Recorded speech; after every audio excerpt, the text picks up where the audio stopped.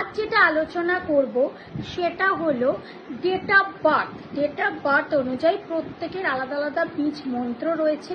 তো সেই বীজ মন্ত্রগুলো আমরা যদি সঠিক প্রসেসে চান্ট করতে পারি তাহলে আমাদের কিন্তু অনেক সমস্যার থেকে আমরা বেরিয়ে আসতে পারবো। তো সেই বীজ মন্ত্রগুলো কি কি সেটাই আজকে আলোচনা করব। তো তার আগে ঊর্জা চক্র চ্যানেলে সবাইকে স্বাগত। যারা ফেসবুক থেকে দেখছো তারা অবশ্যই রিলটাকে শেয়ার করো, কমেন্ট করো এবং লাইক করো। যারা ইউটিউব থেকে দেখছো তারা কিন্তু সাবস্ক্রাইব করো, লাইক করো এবং শেয়ার করো।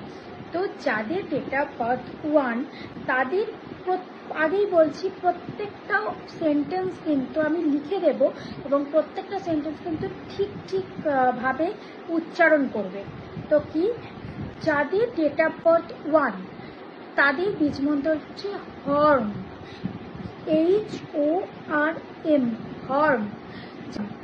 যাদের 2 তাদের শর্ম, যাদের 3 তাদের গ্রিম, যাদের 4 তাদের হচ্ছে ঘাম, যাদের 5 তাদের হলো ব্রিম, BREEM, ব্রিম। যাদের হলো 6 তাদের শ্রিম, যাদের 7 তাদের ড্রিম, যাদের 8 তাদের প্রেম, যাদের 9 তাদের ক্রম।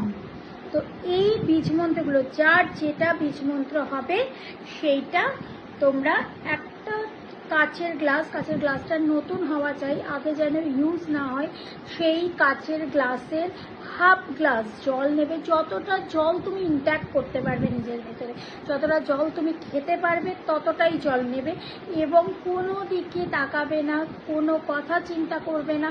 21 বার বলবে, বলার পর তোমার কি চাও, তুমি মনে মনে কি চাও, সেটা রিলেশনশিপ হতে পারে, তোমাদের মানি ওরিয়েন্টেড হতে পারে, হেলথ ওরিয়েন্টেড হতে পারে, যেটাই হও না কেন সেটা তোমরা কিন্তু বলতে বলতে সেই জলটা খেয়ে নেবে। 90 ডেজ করবে, আস্তে আস্তে কিন্তু তোমরা ফল পাবে এবং 90 ডেজ করার পর অবশ্যই কিন্তু আমাকে কমেন্ট সেকশনে জানাবে কে কতটা উপকার পেলে এবং কদিনের মধ্যে পেলে।